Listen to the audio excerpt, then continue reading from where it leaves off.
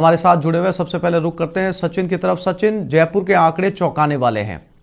जैसा कि उम्मीद की जा रही थी कि तीसरी वेव के तहत इन आंकड़ों के अंदर इजाफा होगा, रही सही कसर चुनाव ने, फेस्टिवल सीजन ने पूरी कर दी।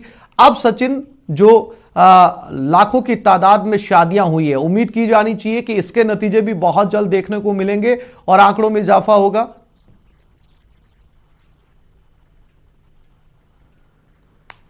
बिल्कुल सही कहा आसिफ आपने कि जिस तरह से पिछले दिनों चुनाव हुए, फिर उसके बाद जो त्योहारी माहौल बना, उसके आंकड़े हम लोग रोज देख रहे हैं। राजधानी जयपुर की यदि हम बात करें तो कल भी बीते 24 घंटों में 615 केसेस जो हैं वो सामने आए।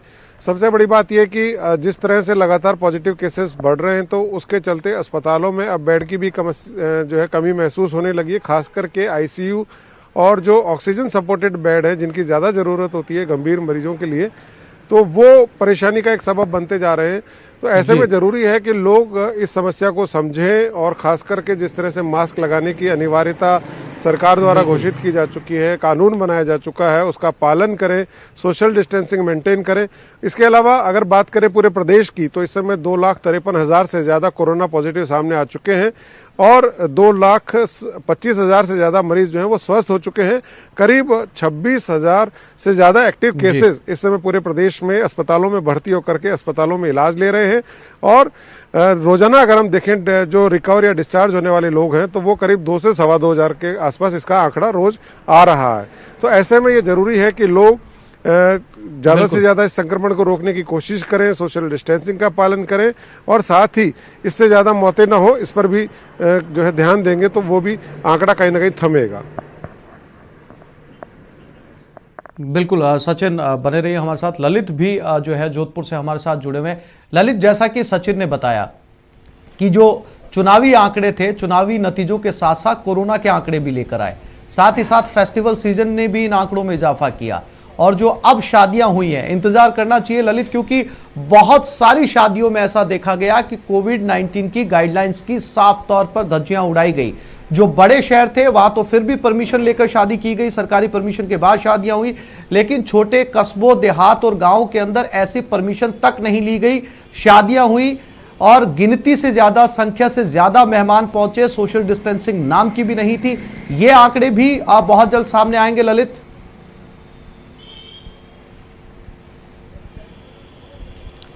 देखिए ऐसे बिल्कुल सही कहा आपने, निश्चित तौर पर ये आंकड़े भी बहुत जल्दी सामने आएंगे और कहीं ना कहीं जिस तरह से हालात बन रहे हैं उसमें बहुत बड़ा इजाफा होने वाला है। अस्पतालों में 9 बेड की स्थिति है, 320 बेड की अलग से व्यवस्था की है, 10 अस्पतालों में 320 बेड बढ़ाए गए हैं। तो ये वो बेड है जहाँ पे अतिरिक्त जगह करके उनकी बेड संख्या बढ़ाई गई है। तो आप सोच सकते हैं कि हालात किस कदर आ चुके हैं।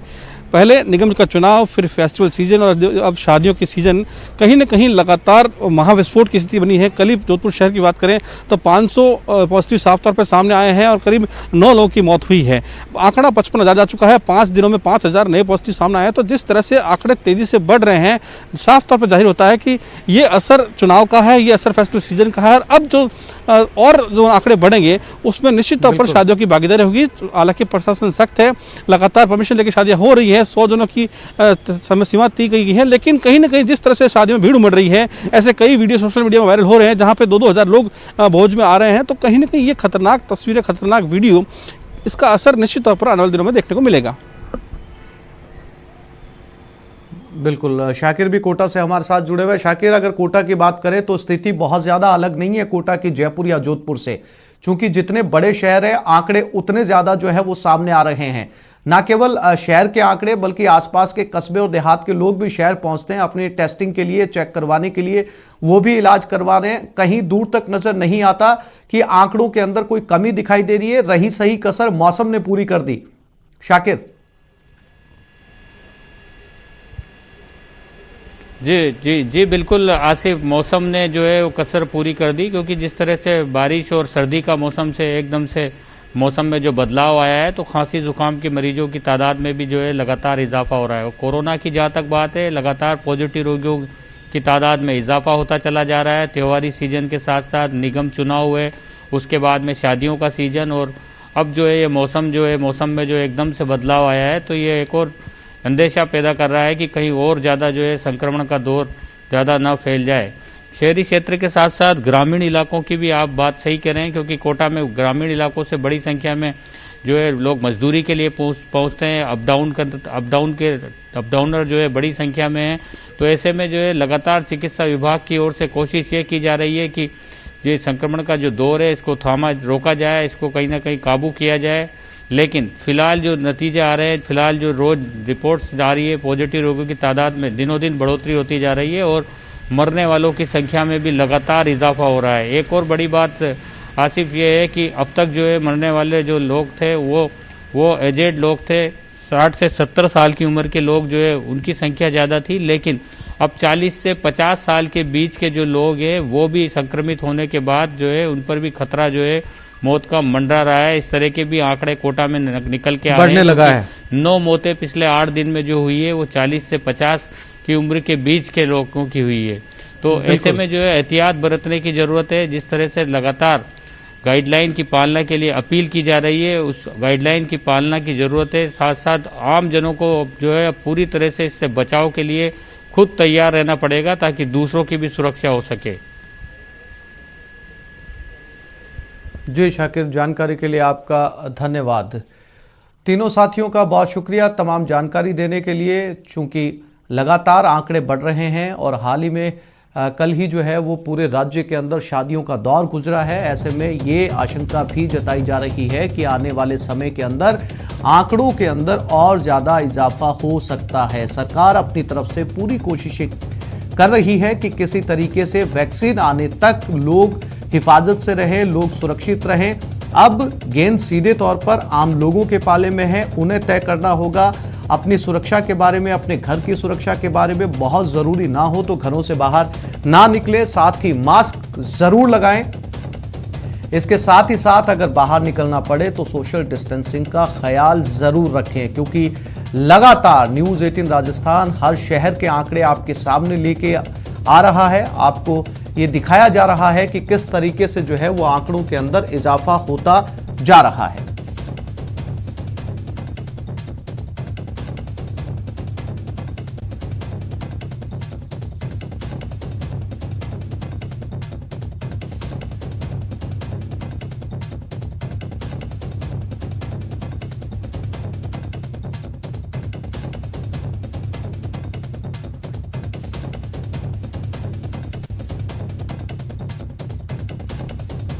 और इसी खबर पर ज्यादा जानकारी के लिए अब उदयपुर की तरफ भी रुख करते हैं। उदयपुर से हमारे संवाददाता कपिल शिमाली भी हमारे साथ जुड़ गए। कपिल, अभी हमने जयपुर, जोधपुर और कोटा बात की। तीनों जगह से जो आंकड़े हैं वो डरावने वाले हैं। चूंकि उदयपुर इसलिए भी अपने आप में अहम हो जाता है कि जो लाखों की तादाद में शादियां हुई हैं, ऐसे में उदयपुर पूरी दुनिया के अंदर, पूरे देश के अंदर वेडिंग डेस्टिनेशन का हब माना जाता है। तो बात यही चल रही है कि आंकड़े जो हैं अब इन शादियों के बाद जो आएंगे वो और ज्यादा इजाफा करेंगे। आपको लगता है कपिल कि अब जो है वो उदयपुर में भी आंकड़े बढ़ेंगे?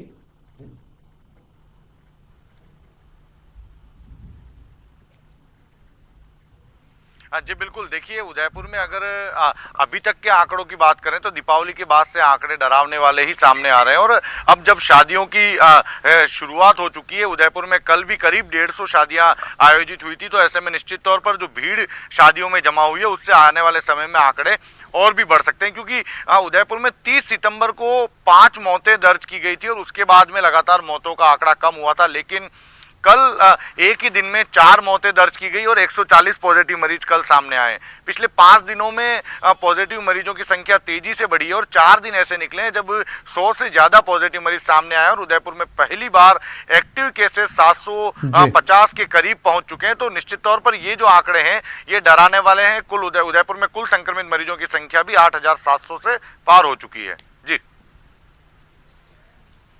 जी बिल्कुल कपिल, जैसा कि आपने बताया कि इन शादियों के आंकड़े अभी सामने आने बाकी हैं। ये स्थिति, ये तस्वीरें, ये आंकड़े उदयपुर के हैं। जोधपुर के आंकड़े आपने देखे, जयपुर के देखे, इसके साथ ही आपने कोटा के आंकड़े देखे और अब उदयपुर के। ये तमाम जो आंकड़े हैं ये बताने के लिए काफ़ी हैं कि संभल कर चलने की बेहद ज़रूरत है और जो गाइडलाइंस तय की गई हैं उन गाइडलाइंस की पालना करनी भी बहुत ज़रूरी है। कपिल, आमतौर पर बड़े शहरों के अंदर लोग मास्क लगाए हुए तो जरूर नजर आ जाते हैं, मास्क अपने साथ अब जो है वो हर कोई कैरी करने लगा है। लेकिन जो दूसरा बहुत जरूरी नियम है सोशल डिस्टेंसिंग का, वहां जो है वो साफ तौर पर चूक नजर आती है। मास्क लगाकर बिना किसी डिस्टेंसिंग के लोग भीड़ में या फिर साथ चलते हुए देखे जा सकते हैं।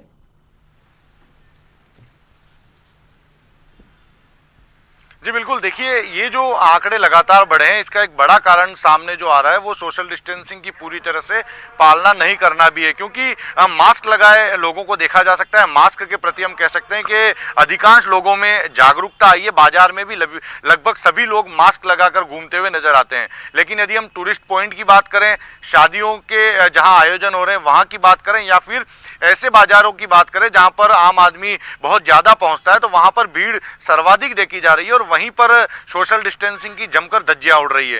दीपावली के दौरान देखा गया था कि बाजार में काफी ज्यादा भीड़ थी और उसके परिणाम स्वरूप हम दीपावली के बाद लगातार पिछले 10 दिनों से देख रहे हैं जो पॉजिटिव मरीजों की संख्या है वो सिर्फ उदयपुर में ही नहीं बल्कि हर जगह पर बढ़ती हुई नजर आई है और बहुत तेजी से बढ़ी है। तो इसका एक बड़ा कारण सोशल डिस्टेंसिंग की पालना नहीं हो पाना है। तो ऐसे में आम आदमी को यह समझना होगा कि सोशल डिस्टेंसिंग की पालना पूरी ध्यान रखते हुए बिल्कुल करे। कपिल, बहुत जरूरी है आम लोगों को सोशल डिस्टेंसिंग का ख्याल रखना अगर वो चाहते हैं कि वो अपने साथ बाजार से कोरोना घर तक लेकर ना जाए। तमाम जानकारी के लिए आपका कपिल बहुत शुक्रिया।